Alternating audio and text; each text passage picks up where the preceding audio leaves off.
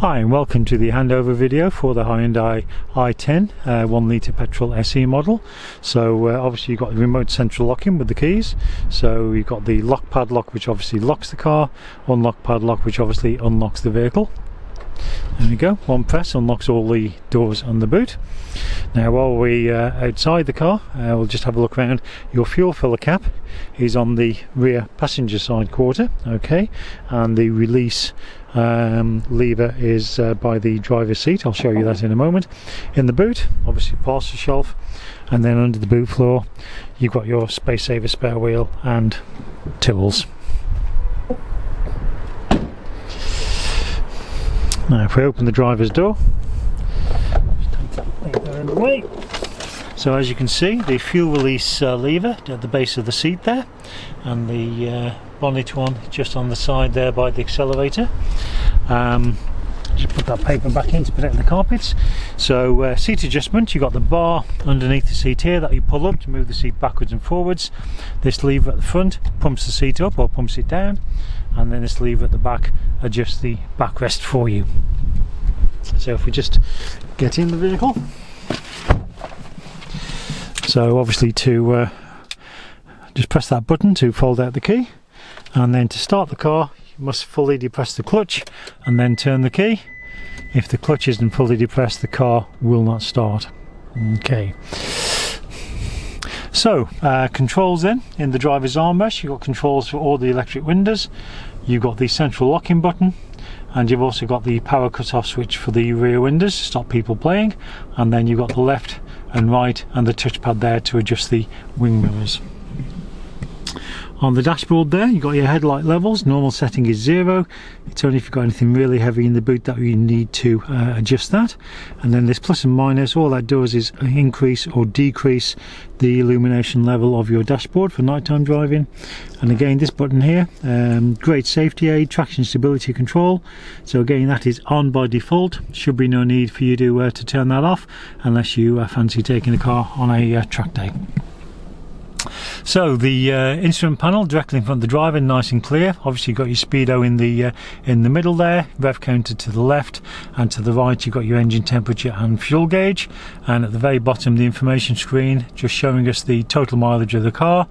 You've also showing you there you've got 155 miles of fuel, and also the outside temperature is 6 degrees, so quite a cool one today. On and around the steering wheel, your horn is anywhere in the centre here.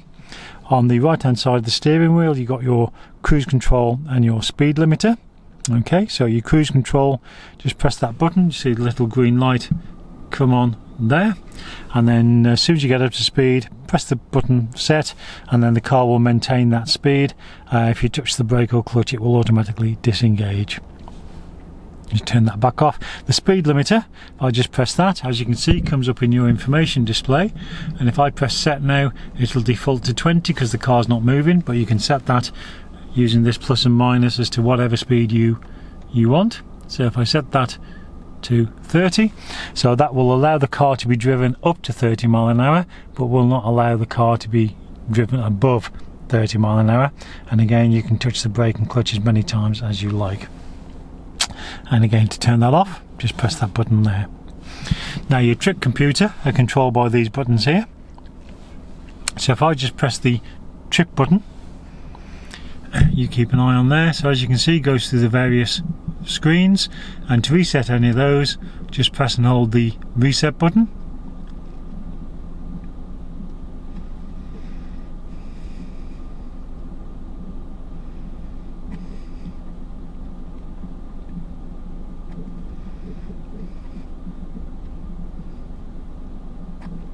There we go, reset all of those for you. I'll leave it back on the 153 miles of fuel. On the left hand side of the steering wheel you've got your audio control, so to turn the radio on or off it's that button there, and then to increase the volume or decrease the volume, or you can mute it,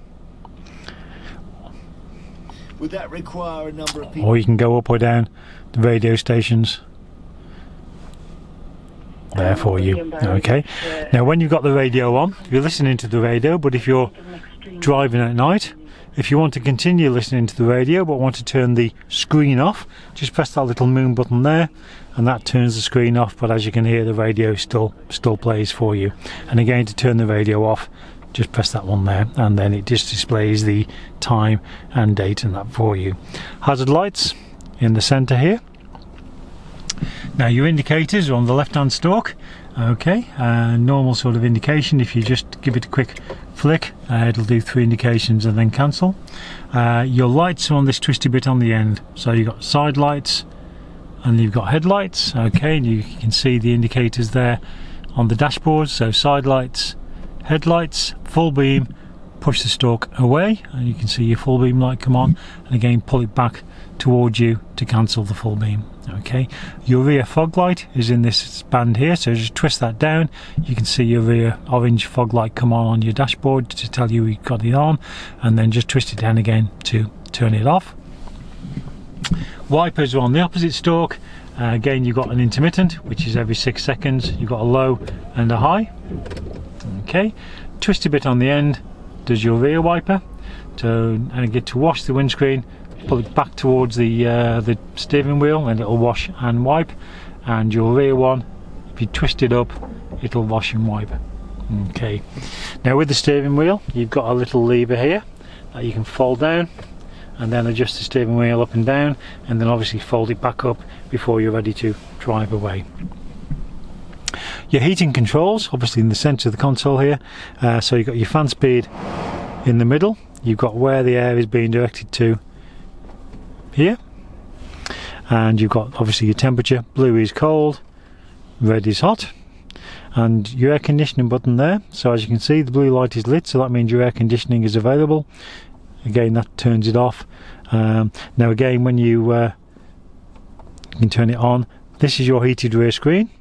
Okay, and then you've got your taking the fresh air from outside, or you can recirculate the air within the cabin by pressing that button, but obviously that's the one way you most go to. You've also got an auxiliary input, USB, and also a power socket there as well. And your 5-speed gearbox reverse is just across and back. There's no, you don't have to pull it up or press it down or anything like that. Okay, couple of cup holders and everything in the center console there, obviously your handbrake, and by the base of the handbrake you've got another power socket, and then in your glove box there you've got your handbook, your service book, everything all in there for you. So there we have it. Hope you'll enjoy your i10. They really are a fantastic small car, very economical, low insurance, very good to drive indeed. If you have any questions, then please give us a call.